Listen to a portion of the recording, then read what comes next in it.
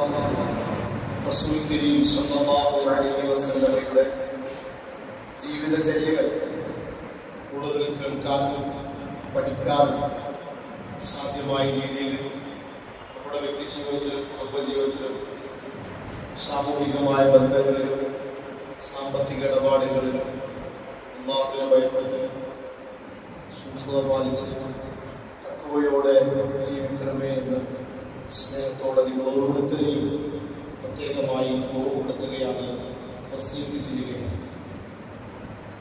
ഒരിക്കൽ റസൂലുള്ളാഹി സ്വല്ലല്ലാഹു അലൈഹി വസല്ലമ വളരെ സന്തോഷത്തോടെ മുഖപ്രസന്നതയോടെ ആയിഷ റളിയല്ലാഹു തആല അടുക്കലേക്ക് കടന്നു വന്നു. അപ്പോൾ ആയിഷ റളിയല്ലാഹു തആല നബി സല്ലല്ലാഹു അലൈഹി വസല്ലം പറഞ്ഞു, യാ റസൂലുള്ളാഹ് ഉദ്ഉല്ലാഹി ലി, എനിക്ക് വേണ്ടി ഒന്ന് പ്രാർത്ഥിക്കണം. അപ്പോൾ നബി സല്ലല്ലാഹു അലൈഹി വസല്ലം ആയിഷയെ വേണ്ടി പ്രാർത്ഥിച്ചു. അല്ലാഹുമ്മ ഗ്ഫിർ ലി ആയിഷ മാ തഖദ്ദമ മിൻ ദംബിഹാ വ തഅഖറഹാ അസ്റതു വഅയിനസ്. അല്ലാഹുവേ, ആയിഷക്ക് മുമ്പ് ചെയ്തതും പിന്നീട് വെച്ചതും രഹസ്യമായി ചെയ്തതും പരസ്യമായി ചെയ്തതുമെല്ലാം ഉള്ള പോരായ്മകൾ പുറത്തു കൊടുക്കണമേ എന്ന് റസൂലുള്ളാഹി സ്വല്ലല്ലാഹു അലൈഹി വസല്ലം ആയിഷ റളിയല്ലാഹു തആലയ്ക്ക് വേണ്ടി ദുആ ചെയ്തു. പ്രാർത്ഥിച്ചത് റസൂലാണ്, കാരണം എന്തായാലും പ്രാർത്ഥന സ്വീകരിക്കും. സന്തോഷം കൊണ്ട് ആയിഷ റളിയല്ലാഹു തആല പ്രവാചകന്റെ വഴിയിലൂടെ സന്തോഷം നമ്മള് പ്രാർത്ഥിക്കുന്ന വ്യക്തികൾക്കനുസരിച്ചും അത് സ്വീകരിക്കപ്പെടുന്നതിനനുസരിച്ചുള്ള മഹത്വം വേറെയാണ്. അത്രയും സന്തോഷമായി ഭാര്യ എന്ന് പറയുന്നത് ഇതാണ് പ്രവാചകൻ പിൻപറ്റിയ ഒരു വ്യക്തി എന്ന് പറയുന്ന സന്തോഷത്താൽ മടിയിൽ പ്രവാചകന്റെ മടിയിലൂടെ തലവെച്ച് ചിരിച്ചു. ചോദിച്ചു, ആയിഷ ഞാൻ പ്രാർത്ഥിച്ചപ്പോൾ നിനക്ക് സന്തോഷമായോ, ഞാൻ ദുആ ചെയ്തപ്പോൾ നിനക്ക് സന്തോഷമായോ ചോദിച്ചു. അപ്പൊ ആയിഷ തന്നെ പറഞ്ഞു, റസൂലേ, പിന്നെ നിങ്ങളുടെ പ്രാർത്ഥന എന്നെ സന്തോഷിപ്പിക്കാതെ അത്രയും ഒരിക്കലും മാനസികമായ സന്തോഷം ഉണ്ടായില്ല. അവൻ വിശ്വസിന് ആ ഹദീസ് അവസാനിപ്പിക്കുന്നതിനെയാണ്, വല്ലാഹി ഇന്നഹാ ലദുആഇ ലിഉമ്മത്തി ഫീ കുല്ലി സലാത്ത്. അല്ലാഹുവാണ് സത്യം, അല്ലാഹുവാണ് സത്യം. എന്റെ എല്ലാ പ്രാർത്ഥനകളെയും എന്റെ ഉമ്മത്തിന് വേണ്ടി ഞാൻ അല്ലാഹുവിനോട് പ്രാർത്ഥിക്കാറുണ്ട്. ഉമ്മത്ത് പറയുമ്പോൾ ലോകാവസാനം വരെയുള്ള മുഅ്മിനീങ്ങൾ ഉൾപ്പെടും. ലോകാവസാനം വരെയുള്ള പ്രവാചകൻ സല്ലല്ലാഹു അലൈഹി വസല്ലമിനെ അനുധാവനം ചെയ്യുന്ന പിൻപറ്റുന്ന എല്ലാവരും എന്റെ ഉമ്മത്തിലുള്ള ആളുകൾക്ക് വേണ്ടി എല്ലാ ഭക്തിയും അവർക്ക് അവരുടെ അനുഗ്രഹത്തിന് വേണ്ടി ഞാൻ ദുആ ചെയ്യാറുണ്ട് എന്ന് ആയിഷ റളിയല്ലാഹു തആല പറയുകയാണ്. അത് നബി സല്ലല്ലാഹു അലൈഹി വസല്ലം കുടുംബജീവിതത്തിലെ വളരെ പ്രധാനപ്പെട്ട ഒരു ഹദീസാണ്. നമ്മളൊക്കെ പരസ്പരം പ്രാർത്ഥിക്കാറുണ്ട്, ഭാര്യ ഭർത്താവിന് വേണ്ടി, ഭർത്താവ് ഭാര്യയ്ക്ക് വേണ്ടി. പക്ഷെ നമ്മൾ ചിലപ്പോ നബി സല്ലല്ലാഹു അലൈഹി വസല്ലം ചോദിച്ച് ഒന്ന് പ്രാർത്ഥിക്കാൻ വേണ്ടി ആവശ്യമുള്ളതാണ്, അപ്പൊ അതിങ്ങനെ കേൾക്കുന്ന പോലെ പ്രാർത്ഥിക്കുകയാണ്. ഇത് കുടുംബജീവിതത്തിലെ മനോഹരമായ നമ്മളൊക്കെ അനുധാവനം ചെയ്യുന്ന വളരെ പ്രധാനപ്പെട്ട ഒരു ഭാഗമാണ്. ഇവിടുത്തെ ദുആ അവർ കേൾക്കണം. അവിടെ അവർ ഭർത്താവിന് വേണ്ടി, ഭാര്യയ്ക്ക് വേണ്ടി, മക്കൾക്ക് വേണ്ടി, അവിടെയൊക്കെ അങ്ങനെ ഒരുപാട് ഹദീസുള്ള വിഷയമായിട്ട് അവർ കേൾക്കണം. മക്കളുണ്ടാകുമ്പോൾ മക്കൾക്ക് നമ്മൾ പ്രാർത്ഥിക്കും. രക്ഷിതാക്കളേക്ക് ഒരു ഉപ്പായ്മയിലേക്ക് മക്കൾക്ക് വേണ്ടി പ്രാർത്ഥിക്കാത്ത ഒരാളുടെ സംസ്ഥാനമല്ല. പക്ഷെ അടുത്ത ചോദ്യം, എപ്പോഴെങ്കിലും മക്കൾ കേൾക്കുന്ന പോലെ ഒരു പ്രാർത്ഥന മക്കൾക്ക് വേണ്ടി അവർ പ്രാർത്ഥിച്ചിട്ടോ ചോദിച്ചാൽ കുറവായിരിക്കും.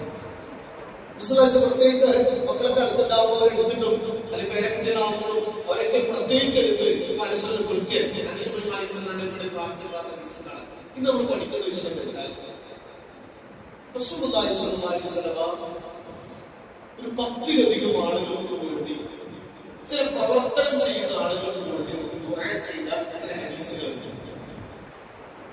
അപ്പൊ അത് ആരൊക്കെ ചെയ്യുന്നു ആ പ്രാർത്ഥന അവർക്ക് കിട്ടും.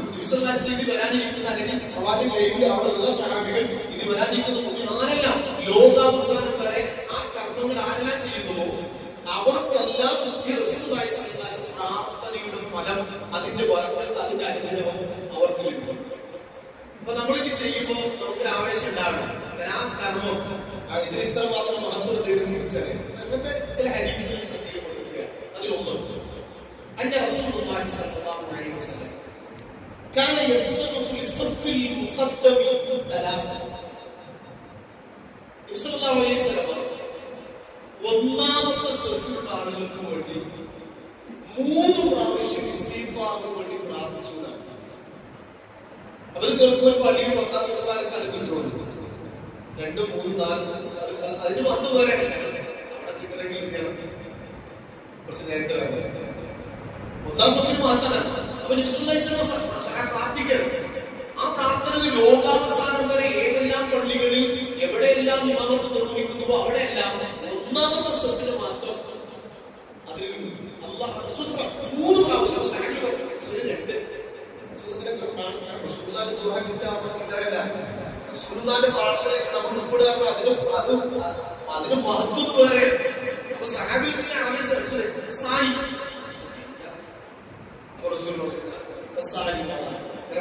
രണ്ടാമത്തെ സഫിന് വേണ്ടിയിട്ട് ഒരു തവണ പ്രാർത്ഥിച്ചു. കുറച്ചൊരു സന്തോഷമായിരുന്നു.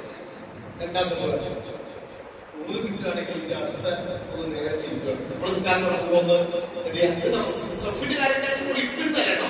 നമസ്കാര സഫിലേക്ക് വരുമ്പോൾ അതിന്റെ മഹത്വമാണ്. കാരണം അത്രയും മഹത്വമാണ് ഓരോ സഫിന്റെയും മഹത്വം. അതുകൊണ്ട് നബി സല്ലല്ലാഹു അലൈഹി വസല്ലം പറഞ്ഞ ഇപ്പൊ നമ്മളല്ല സഹാബികൾക്കുള്ള സംസാരം. അതായത് അവർ 1-ാമത്തെ സഫിന് നീ നറുക്കെടുപ്പ് നടത്തിയിട്ടാണ് 1-ാം സഫിൽ കിട്ടിയെങ്കിൽ അതിന് പോലും തയ്യാറാക്കാൻ പറ്റും. കാരണം അത്രയും മഹത്വമാണ്. അപ്പൊ ഞാൻ എന്റെ 2-ാമത്തെ ഹദീസിലേക്ക് പോകട്ടെ. അപ്പൊ ഒന്ന് സ്വന്തം അതിന് വേണ്ടി എന്ത് ചെയ്യാം? 1-ാമത്തെ സഫിന്റെ മഹത്വം തിരിച്ചറിയാം. അതിനുവേണ്ടി നമ്മൾ എന്ത് ചെയ്യാം? ഒന്ന് നേരത്തെ താമസിക്കും. ചില പള്ളികളിൽ ചിലപ്പോൾ ഒരു സഫ ഉണ്ടാവും. അതിന്റെ ആ മഹത്വം. 2-ാമത്തെ ഹദീസ് വിശ്വാസം പറഞ്ഞു ഇമാമു ഇമാമ് അദ്ദേഹം ഒരു ഉത്തരവാദിത്വം ഏറ്റെടുത്ത നമസ്കാരം നമസ്കാരത്തിനെ കാത്തു സൂക്ഷിക്കുന്ന അതിനുവേണ്ടി ആളുകളെ ഒരുമിച്ച് കൂട്ടി നേതൃത്വം നൽകുന്ന വളരെ പ്രധാനപ്പെട്ട ഒരു ലാമിനാണ്. അദ്ദേഹം ഒരു ഉത്തരവാദിത്വം ഏറ്റെടുത്ത നമസ്കാരം കാത്തു സൂക്ഷിക്കുന്ന ഒരു വ്യക്തിത്വമാണ് ഇമാം. ഇതിന് പറഞ്ഞു ആ ഇമാമാണ് ലോകത്ത് എവിടെയെല്ലാം ഇമാമത്ത് നിൽക്കുന്നു, എവിടെയെല്ലാം ആർക്കെല്ലാം പള്ളികളിൽ അല്ലെങ്കിൽ ഇമാമത്ത് നേതൃത്വം നമസ്കരിക്കുന്നു, അല്ലാഹുവേ ഇമാമുമാർക്ക് നേർമാർഗം നൽകണമേ, അവരെ ശരിയായ വഴിയിലേക്ക് നയിക്കണമേ എന്ന് അഷ്റഫുൽ ഖൽഖ് മുഹമ്മദ് മുസ്തഫ റസൂലുള്ളാഹി സ്വല്ലല്ലാഹു അലൈഹി വസല്ലം ചെയ്യുമ്പോൾ ഇമാമത്ത് നിൽക്കുന്നവർക്ക് മാത്രം അതിന് പ്രാധാന്യം. അപ്പൊ അവർക്ക് വേണ്ടി നബി സല്ലല്ലാഹു അലൈഹി വസല്ലം ആരെല്ലാം എവിടെയെല്ലാം ഇമാമത്ത് നിൽക്കുന്നു അവിടെയെല്ലാം. അപ്പൊ നമുക്ക് നമ്മുടെ നാട്ടില് നമ്മുടെ മക്കളും നമുക്ക് ഇമാമായിട്ട് വേണം. നമുക്ക് അയൽ സംസ്ഥാനത്തെ ആൾക്കാർ അവർക്ക് കിട്ടിക്കൊണ്ടേ കൂലി നിരക്കാറുണ്ട്. പള്ളിക്കാരൊക്കെ കുറച്ച് കാണല്ല, അവർക്ക് നമ്മളെക്കാൾ മാത്രമുണ്ട്. അപ്പൊ നമുക്ക് നമ്മുടെ മക്കളൊന്നും വേണ്ട. അവർക്കൊന്നും ഈ വേർമാർഗൊക്കെ അത് പുസ്തക പ്രാർത്ഥനയിൽ വേണ്ട. അതൊക്കെ നമ്മള് ഹദിയ ചെയ്തിരിക്കുകയാണ്, ഇറക്കുമതി ചെയ്തിരിക്കുകയാണ്. അപ്പൊ നമുക്ക് നമ്മുടെ രക്ഷിതാക്കൾക്ക് ആ ഒരു ചിന്തയിലേക്ക് വരണം. അവർ പ്രൊഫഷനായിട്ട് മറ്റു ജോലികൾ എടുത്തോട്ടെ, അതിന്റെ കൂടെ കുട്ടികളെ ഖുർആൻ പഠിപ്പിക്കാനും നമ്മുടെയൊക്കെ നേതൃത്വം നൽകി നമസ്കരിക്കുന്ന മക്കളായി മാറ്റാനുള്ള ഒരു ചിന്ത ഇത്തരം സന്ദർഭങ്ങളിൽ ഉണ്ടാകും. അതിന്റെ ഗുണദോഷങ്ങൾ പിന്നീട് വിശദീകരിക്കുക. ഏതായാലും അതിനെത്ര മാത്രം മഹത്വം റസൂല ഇല്ല. അപ്പൊ നമുക്ക് ഇമാമിനെ കാണുന്നുണ്ട്. നമ്മൾ സാധാരണ പോലെയല്ല, നമ്മളെക്കാൾ മഹത്വമുള്ള ഒരു മനുഷ്യനാണ്. അല്ലാഹുവിന്റെ റസൂലിന്റെ ദുആക്ക് ഗുണം ലഭിക്കുന്ന, ഫലം ലഭിക്കുന്ന നേർമാർഗത്തിലേക്ക് നയിക്കാൻ പ്രവാചകൻ പ്രാർത്ഥിച്ചിട്ടുള്ളതാണ് എന്ന ഒരു ബോധം, ചിന്ത ഇമാമിനെ കാണുമ്പോൾ നമുക്ക് ഉണ്ടാകണം.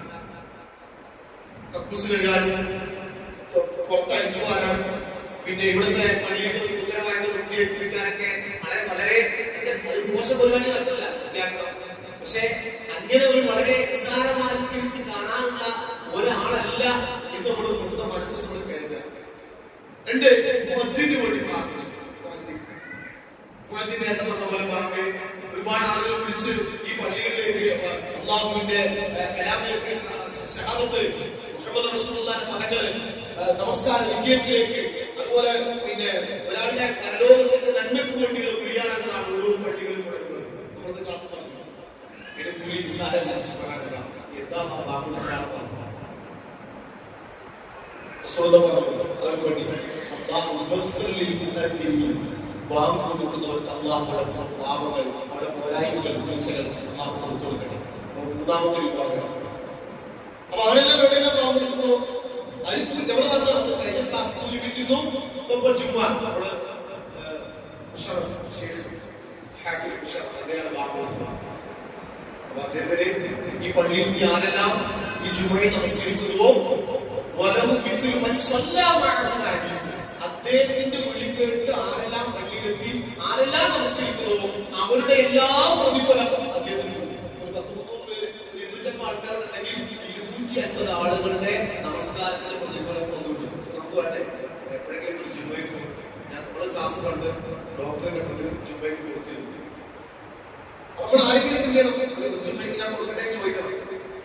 കാരണം അത് ജീവിതത്തിൽ എപ്പോഴെങ്കിലൊക്കെ ഏതെങ്കിലും പള്ളിയിൽ കിട്ടിയാല് അതിന്റെ മഹത്വമാണ്. നമ്മള് ബുക്ക് ചെയ്തേക്കുന്നത് ഒരാഴ്ച അല്ലെങ്കിൽ കുടുംബത്തിൽ അടുത്ത ആഴ്ച കൊടുക്കാട്ടോ എന്ന് പറയണം.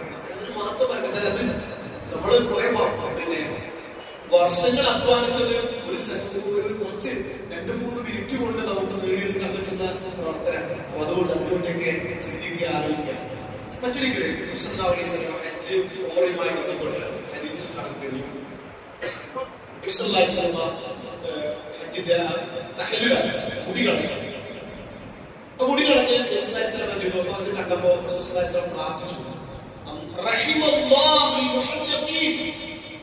തലമുണ്ടനം ചെയ്തവർക്ക് അല്ലാഹു റഹ്മത്ത് ചെയ്യട്ടെ. അപ്പൊ ആരെല്ലാം നമ്മള് ഹജ്ജുമായി ഉംറയുമായി ബന്ധപ്പെട്ട് തലമുണ്ടനം ചെയ്തു തഹ്ലീലാണ് അവസാനത്തെ കർമ്മം എന്തിനാണ്? അത് മുടി കളയാണ്. അപ്പൊ തലമുണ്ടനം ചെയ്യുന്നവർക്ക് വേണ്ടി റസൂൽ പ്രാർത്ഥിച്ചു. അപ്പൊ കൂടുതൽ സഹാബികൾ, ചില സഹാബികൾ ഇതിന് തലമുടി ചെറുതായി ഒഴിച്ച തലമുണ്ടനം ചെയ്തില്ല, അവർ മുടി കളഞ്ഞിട്ടുണ്ട്, ചെറുതാക്കിയിട്ടുണ്ട്, ഒക്കെ സ്ഥിരീകാക്കിയിട്ടുണ്ട്. അപ്പൊ അവര് പറഞ്ഞു തലമുണ്ടനം ചെയ്തവരുണ്ട്, ഒക്കെ സ്ഥിരീകളുണ്ട്, മുടി ചെറുതാക്കിയവരുണ്ട്, ചെറുതായി വെട്ടിയവരുണ്ട്. അപ്പൊ വീണ്ടും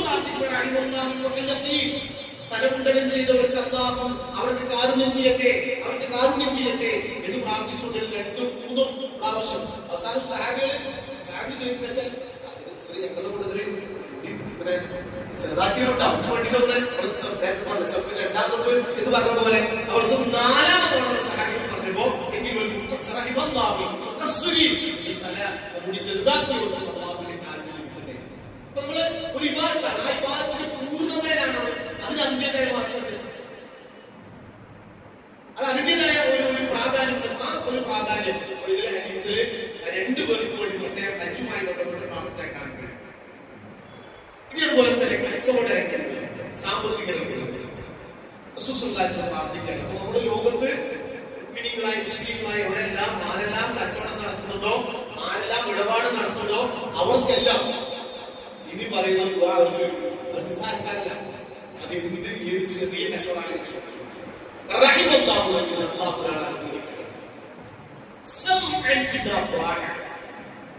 വിൽക്കുമ്പോൾ അദ്ദേഹം ഒരു വിനയവും ഒരു വിട്ടുവീഴ്ചയും ഒരു സാവകാശവും ഒരു നല്ല മൃദുലമായ സമീപനവും സ്വീകരിക്കുന്ന ആളാണ്. കച്ചവടക്കാർ ശ്രദ്ധിക്കുക. നമ്മള് കച്ചവടത്തിൽ നമ്മളൊരു വില പറയും, സാധിച്ച വിലയാണ്. അപ്പൊ സ്വാഭാവികമായിട്ട് കഷ്ടപ്പെടുത്തി ഒന്ന് കുറയ്ക്കാൻ അധികം. അപ്പൊ നമ്മള് അതിൽ കുറച്ചാൽ ഈ പ്രാർത്ഥന കിട്ടും. പറഞ്ഞ വിലയിൽ അങ്ങോട്ടില്ല കിട്ടില്ല എന്നാണെങ്കിൽ ഇത് കിട്ടില്ല. അപ്പൊ നമ്മളൊരു വില പറയും, 100 രൂപയാണ്, 90 എങ്കിൽ ഈ പ്രാർത്ഥനയ്ക്ക് അദ്ദേഹം ഉപയോഗം. അത് ഏത് കച്ചവടം വലിയ വേണ്ട, എന്തെങ്കിലും ചെറുതായി ടെസ്റ്റ് ചെയ്യാൻ പറ്റുമോ? ഒരു ചെറിയ നമ്മുടെ നമുക്കുള്ള ലാഭത്തിൽ നിന്ന് ഒരു ചെറിയ വീതം കുറച്ചു കൊടുത്താൽ ഈ ദ്വാരം ഉൾപ്പെടും. അപ്പൊ എല്ലാ കച്ചവടക്കാരും ശ്രദ്ധിക്കണം. അതിന്റെ ഏത് ഹലാലായ ഏത് കച്ചവടത്തിലും നമ്മൾ കസ്റ്റമർ ശരിയാവല്ലോ എന്ന് വെച്ചാൽ ഈ ഹദീസ് വലിയൊരു എമൗണ്ട് തന്നില്ല. നിങ്ങൾക്ക് ചെറിയൊരു മാർജിനിൽ നിങ്ങൾക്ക് എന്തിനാ ഒരു ചെറിയ കുറവ് കൊടുത്താൽ പോലും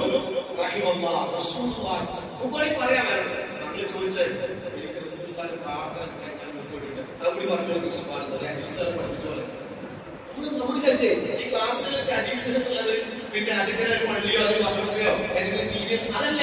സ്വഹാബികള് കച്ചവടം ഹദീസിൽ പഠിപ്പിക്കുന്നത്. മാർക്കറ്റിൽ ഇറങ്ങിയിട്ടാണ് ക്ലാസ് എടുക്കുന്നത്. ഈ മാർക്കറ്റിൽ ആളുകൾ പരസ്പരം സംസാരിക്കുമ്പോഴാണ് നബി പറഞ്ഞു.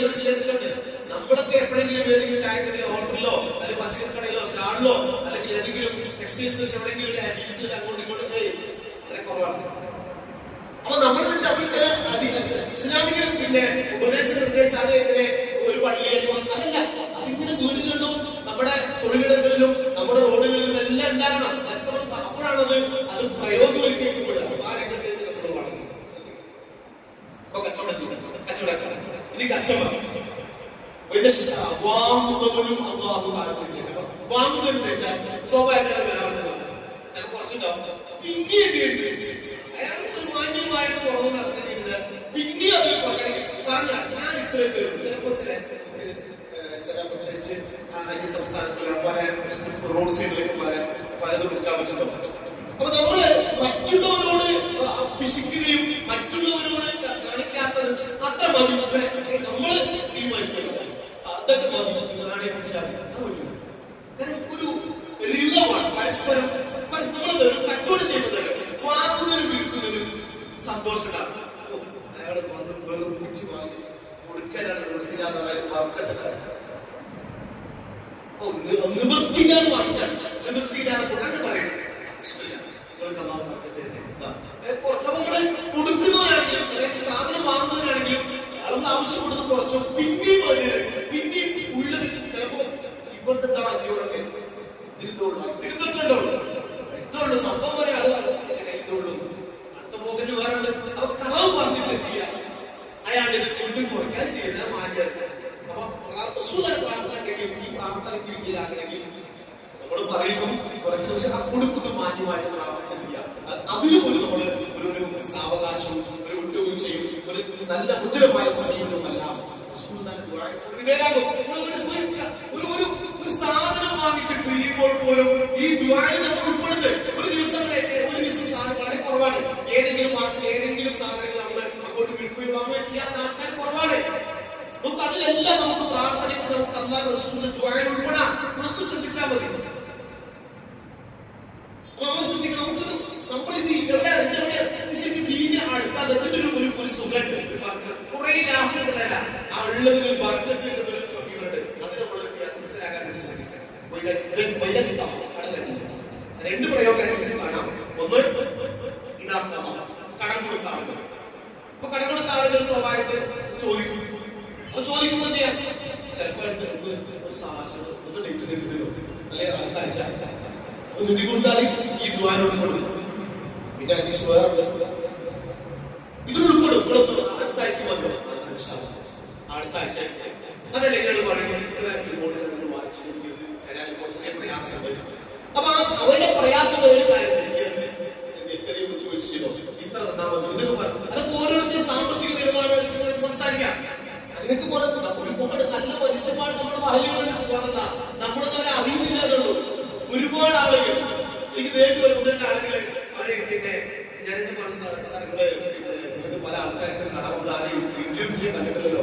ഇവിടെ പല വാങ്ങിച്ചിട്ട് പോകുന്നത്. അപ്പൊ അദ്ദേഹം പറയുന്നത് ജീവിച്ചിരിക്കുന്ന മനുഷ്യൻ പിന്നെ അപ്പൊ അദ്ദേഹം പറയുന്നത് അദ്ദേഹം അവർ കടം ചോദിക്കുമ്പോ എന്റെ മനസ്സിലേക്ക് അത്യാവശ്യം അനുഗ്രഹിച്ചിട്ട് സാമ്പത്തിക അവസരം.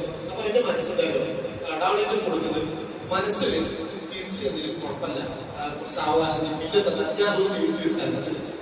തന്നില്ലെങ്കിൽ ഞാൻ വിട്ടുവീഴ്ച പൊരുത്തപ്പെടുകൊണ്ട് കൊടുക്കുമ്പോ തന്നെ അതിന്റെ മനസ്സങ്ങനെ. അപ്പോ അതിന് ആ പേഴ്സണായിട്ട് ആളുകൾ സംസാരിക്കുമ്പോഴാണ് അവരുടെയൊക്കെ മഹത്വം നമ്മൾ തിരിച്ചറിയുന്നത്. സുബ്ഹാനല്ലാഹ്, ഒരുപാട് നല്ല മനുഷ്യന്മാർ ഓരോ വാഹനങ്ങളിൽ കാണാൻ നമുക്ക് കഴിയുന്നില്ലേ. അപ്പൊ തിരിച്ചത് വാങ്ങും, അതല്ലെങ്കിൽ ഒരു വിട്ടുവീഴ്ചയും അല്ലെങ്കിൽ കുറച്ച് കലാപരും അതെല്ലാം ഓരോന്നിനും ഓരോ പ്രതിഫലാണ്, ഓരോന്നിനും ഓരോ പ്രതിഫലാണ്. ശരി, ഓക്കെ. അപ്പോ റസൂലുള്ളാഹിന്റെ ദുആയിൽ ഉൾപ്പെടും. ഇനി കടം തിരിച്ചു കൊടുക്കുമ്പോഴും അവരും ഉൾപ്പെടും. കൊടുക്കുമ്പോൾ എന്ത് ചെയ്യണം, അതിലും നേരത്തെ പറഞ്ഞതുപോലെ പിന്നെ അവരെ പിന്നെ കടം കൊടുത്തവൻ കടം വാങ്ങുന്ന ആളെ പോലെ ആകരുത്. വെച്ചാൽ അയാളെ വീണ്ടും പിന്നെ ഈ പ്രയാസം ബുദ്ധിമുട്ട് അത് പറ്റില്ല. അപ്പൊ അതിന് അവരോടുള്ള സമീപനം ഉത്തരമായ വളരെ മാന്യമായി അവർക്കും ഇതിന് പ്രതിഫലം ലഭിക്കുമെന്ന് ഹദീസിൽ കാണാൻ കഴിയും. അപ്പോ റസൂലുള്ളാഹി എല്ലാ രംഗത്തും ഒരു ഈ ഇബാദത്ത് നേരത്തെ പറഞ്ഞ പോലെ കുടുംബജീവിതത്തിലേക്ക് ശ്രദ്ധിക്കേണ്ടത് കുറച്ചുകൂടി ഈമാൻ. ഓരോ ഹദീസിലും ചില മഹത്വമുണ്ട്. അത് നമ്മള് ചിലത് സാധാരണക്കാരുണ്ട്, ചിലത് കുറച്ചുകൂടി ഈമാൻ തരത്തിലേക്ക് ഇത് ഈമാൻ കുറച്ചുകൂടി തരത്തിലേക്ക് പോകുന്ന മറ്റേ ഹദീസാണ് സംഘം കൊടുക്കുന്നത്. അള്ളാഹു ഒരു ഭർത്താവിന് ഒരാളെ അള്ളാഹു അനുഗ്രഹിക്കണം. എന്താ അദ്ദേഹം ചെയ്തത്? അതേ രാത്രിയിൽ എഴുന്നേറ്റ്, സുബഹിയല്ല തഹജ്ജുദിനാണ്, രാത്രിയിൽ എഴുന്നേറ്റ് അദ്ദേഹം നിസ്കരിച്ചു. ഭാര്യ അടുത്തുണ്ട്, ഭാര്യ വിളിച്ചുകൊണ്ടിരിക്കും, നിസ്കരിച്ചു. അപ്പൊ 5 hours അവളെ എഴുതിയില്ല. കുറച്ച് വെള്ളം നിൽക്കാൻ കൊണ്ട് ഉദ്ദേശം വെള്ളം ആരും ഒഴിക്കലല്ല, മറിച്ച് അതിനൊരു പ്രേരണ വന്നിരിക്കും വെള്ളം തെളിച്ചിട്ട് എഴുതിരിക്കും. അപ്പൊ ഇങ്ങനെ സ്വന്തം നമസ്കരിക്കുകയും കൂടെയുള്ള തന്റെ സഹധർമ്മിണിയെ തന്റെ ഇങ്ങനെ ഒളിച്ചുകൊണ്ട് ഒന്നെനിക്ക് നമസ്കരിക്കുന്നു പറയുന്ന ആ പുരുഷൻ, ആ ഭർത്താവിന് വേണ്ടി റസൂലുള്ളാഹി സ്വല്ലല്ലാഹു അലൈഹി വസല്ലം 14 നൂറ്റാണ്ട് ആരെല്ലാം സ്വന്തം ഭാര്യയെ വിളിച്ചുകൊള്ളുമോ അവർക്ക് ഈ കൂടുതൽ പ്രാർത്ഥന കിട്ടും. റസൂൽ അവർക്ക് വേണ്ടി ദുആ ചെയ്തു. അടുത്ത ഹദീസിൽ അടുത്ത ഭാഗം റഹിമല്ലാഹു ഇബ്രാഹിം, ഒരു സഹോദരിയെ, ഒരു ഭാര്യയെ, ഒരു സ്ത്രീയെ അവൾ രാത്രി എഴുന്നേറ്റു. എന്തിനാ അവൾ രാത്രി നമസ്കരിച്ചു? ഭർത്താവിനെ വിളിച്ചു. ഭർത്താവ് എത്തില്ല. അവളുടെ മുഖത്ത് കുറച്ച് അതിന്റെ മുഖത്ത് കുറച്ച് വെള്ളം വിളിച്ചു.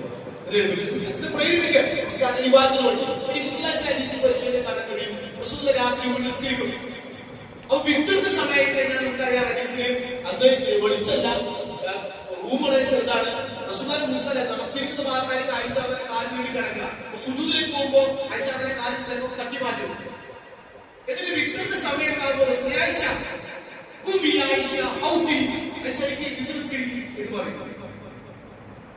എന്ന് പറയും.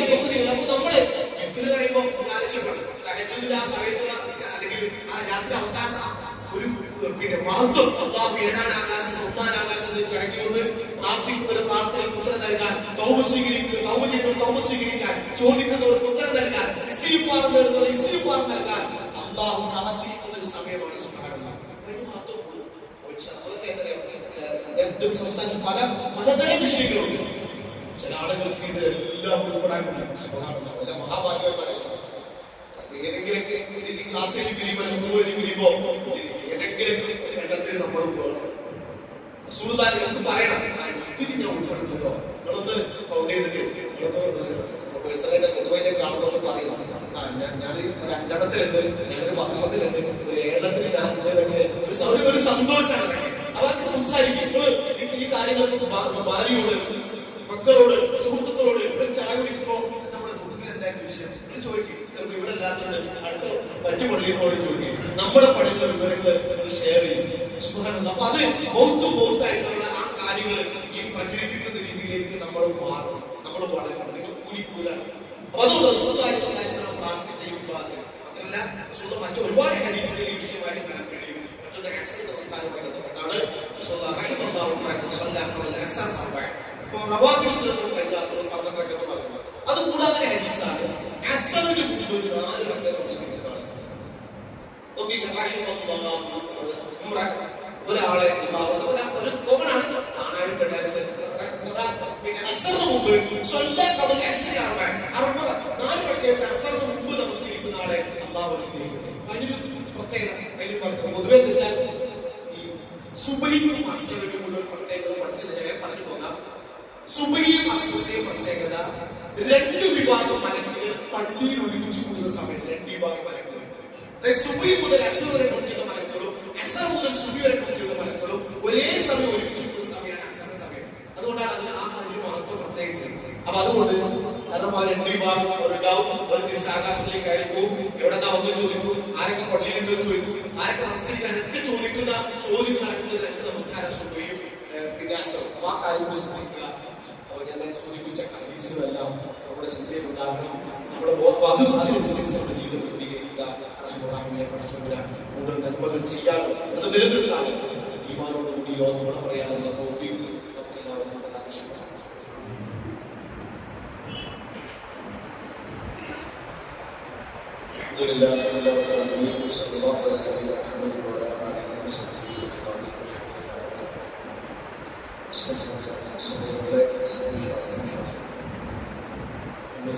പരിപാലിക്കുകയും എല്ലാ അനുഗ്രഹങ്ങളും സദാനത്തും നൽകുന്ന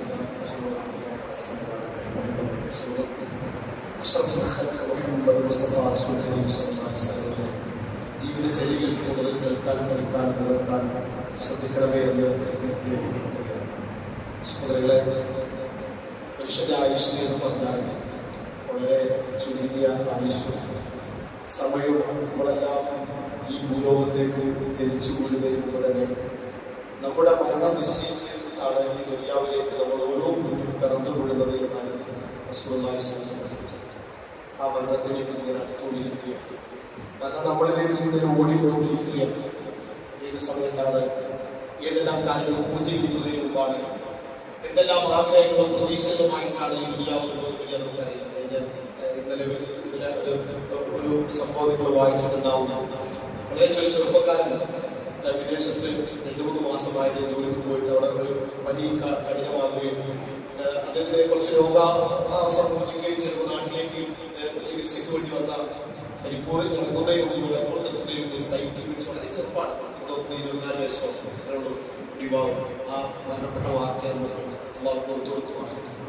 അപ്പൊ നമ്മൾ വലിയ പ്രതീക്ഷകളും വലിയ പ്ലാനിങ്ങോട് കൂടിയാണ് പോകുന്നത്. പക്ഷെ അതിന് മുമ്പ് നമ്മൾ ശ്രമിക്കാതെ നമ്മൾ നിശ്ചയിക്കപ്പെട്ട മരണം നമ്മളിലേക്ക് പോകും. അപ്പൊ നമ്മൾ എന്താ വെച്ചാൽ ആ ഒരു ചിന്ത, ആ ഒരു ബോധം നമ്മളിൽ ഉണ്ടാവണം. നമ്മൾ ഇസ്തിഗ്ഫാറും തൗബയും അധികരിപ്പിക്കുക, കിട്ടുന്ന സൽക്കർമ്മങ്ങൾ നമ്മൾ കൂടുതൽ നിർവഹിക്കാൻ വേണ്ടി ശ്രമിക്കുക. പ്രത്യേക ഒരു കാര്യം ഓർമ്മപ്പെടുത്താറുണ്ട്. നമ്മുടെ പള്ളിയുടെ കളക്ഷനുമായി ബന്ധപ്പെട്ട് തിരുവനന്തപുരം ജില്ലയിലെ നെടുമങ്ങാട് മണ്ഡലത്തിലെ കാവുപുര എന്ന ഒരു സ്ഥലത്ത് കുറിച്ച് സജീവമായ സലഫി പ്രവർത്തകർ പള്ളി ഉണ്ടാക്കുകയും ആ പള്ളിയുടെ ഇപ്പോഴത്തെ സൗകര്യങ്ങൾ പോരാഞ്ഞിട്ടും ആളുകളുടെ ഒരു മദ്രസയും പള്ളിയുടെ സൗകര്യം കുറച്ച് സ്ഥലം ഒരു വാങ്ങിച്ചിട്ടുണ്ട്. വലിയ ഒരു സാമ്പത്തികമായ ഏകദേശം 18 ലക്ഷത്തോളം സാമ്പത്തികമായ അധിക ബാധ്യത വന്നിരിക്കുകയാണ്. അതുകൊണ്ട് സംസ്ഥാനത്തെ പല ഭാഗത്തും അവർ പോകുന്നുണ്ട്. ഇന്ന് നമ്മുടെ ഈ പള്ളിയാണ് അവർ എത്തിയിരിക്കുന്നത്. അപ്പൊ അതുകൊണ്ട് നമ്മളിത് സാമ്പത്തികമായി സഹായം നൽകുന്നതിന് ഒരു ഹദീസ് ഞാൻ ശ്രദ്ധയിൽപ്പെടുത്തുകയാണ്. ഹദീസ് ഉസ്മാൻ ഇബ്നു അഫ്ഫാൻ റളിയല്ലാഹു അൻഹു, അദ്ദേഹം ഉസ്മാൻ ഇബ്നു അഫ്ഫാൻ റളിയല്ലാഹു അൻഹു മസ്ജിദിന്റെ റസൂലുള്ളാഹിയുടെ പള്ളി ഒന്ന് വിപുലീകരിച്ചു. അപ്പൊ നബി സല്ലല്ലാഹു അലൈഹി വസല്ലം പള്ളിയുടെ സൗകര്യം നമുക്കറിയാം, വളരെ ഈത്തപ്പന പോലെയും ഈത്തപ്പന തൊണ്ടക്കാരും വാദ്യമായിരുന്നു. പിന്നെ അപുസ്തിക്കുന്ന കാരണം അതിന് മെയിൻറ്റെയിൻസ് ചെയ്ത് അങ്ങനെ തന്നെ നിർത്തി. 100 ശതമാനക്കാരെ കാലഘട്ടത്തും ആ രീതിയിൽ തന്നെ തന്നെ പോയി. ആളുകൾ വിശ്വാസം നടത്താറുള്ള ആളുകൾ കൂടി ജനങ്ങൾക്ക് ഒരുപാടായി ആ പഴയ പള്ളി പൊളിച്ചു മാറ്റി പുതിയ പള്ളി നിർമ്മിക്കേണ്ടി വന്നു. സൗകര്യം അവിടെ ഉണ്ടായിരുന്ന സീരിയസ് ആണെങ്കിൽ ആ കാലഘട്ടത്തിൽ കുറച്ച് ആളുകൾ അതൊരു എന്താ പള്ളി പൊളിച്ചത് അല്ലെങ്കിൽ എന്തൊക്കെ സംസാരം. അപ്പൊ ആ സംസാരം ഉണ്ടായപ്പോഴാണ് ഉസ്മാൻ ഇബ്നു അഫ്ഫാൻ റളിയല്ലാഹു അൻഹു ഹദീസ് പറയുന്നത്, പള്ളി ഉണ്ടാക്കല്ല, ഉള്ള പള്ളി വിപുലീകരിക്കുന്നതുമായി ബന്ധപ്പെട്ട ആളുകൾക്ക് ഒരു മുറുമുറുപ്പ്, ചെറിയൊരു മുറുമുറുപ്പ് സംസാരം കേട്ടപ്പോൾ അദ്ദേഹം പ്രസംഗിക്കുകയാണ്.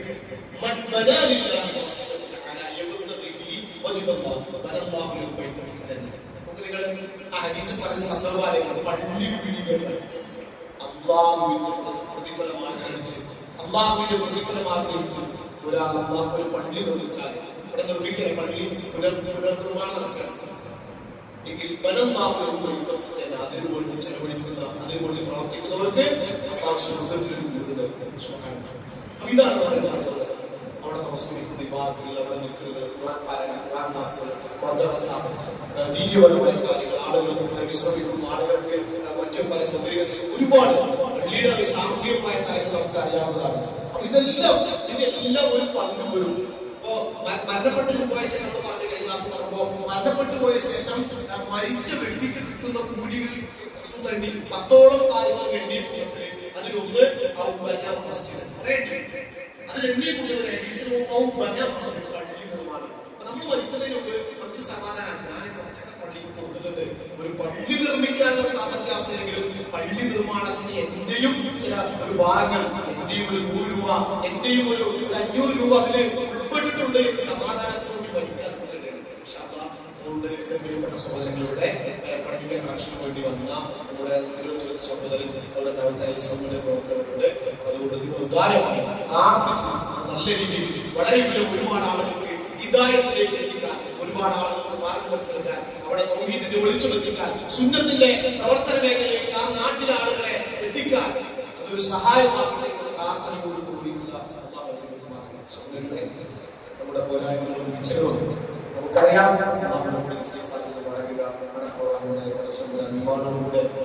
മുസ്ലിമായി ലോകത്ത് ഒരുപാട് തൗഫീഖ് നമ്മുടെ രോഗം കൊണ്ട് പ്രയാസപ്പെടുന്ന ഒരുപാട് സഹോദരികളുണ്ട്. അവർക്ക് പൂർണ്ണ ആരോഗ്യവും ആശ്വാസവും ആഫിയത്തും നൽകി ഈമാനോടുകൂടി ഈ ദുനിയാവിൽ ഒരുപാട് തൗഫീഖ് നൽകുമാറാകട്ടെ. നമ്മുടെ ആരോഗ്യത്തിലും കുടുംബജീവിതത്തിലും സമ്പത്തിലും നമ്മുടെ ജോലിയിലും ക്ഷേമവും വർക്കത്തും ഞമ്മത്തും അള്ളാഹു വർദ്ധിപ്പിച്ചു മരണപ്പെട്ടുപോയ ആളുകൾക്ക് അള്ളാഹു പുറത്തു കൊടുക്കുമാറാകട്ടെ. അമ്പിയാക്കന്മാരുടെ കൂടെ ജന്നാത്തുൽ ഫിർദൗസിൽ അള്ളാഹു ഏവരെയും ഒരുമിച്ച് അനുഗ്രഹിക്കുമാറാകട്ടെ. والله يغفر للمؤمنين والمؤمنات والمسلمين والمسلمات الاحياء والاموات انك مجيب الدعوات يا قاضي الحاجات. ربنا آتنا في الدنيا حسنه وفي الاخره حسنه وقنا عذاب النار. ربنا تقبل دعاء انك انت السميع العليم وتب علينا انك انت التواب الرحيم. وصلى الله على نبينا محمد وعلى اله وصحبه اجمعين. الحمد لله رب العالمين. والسلام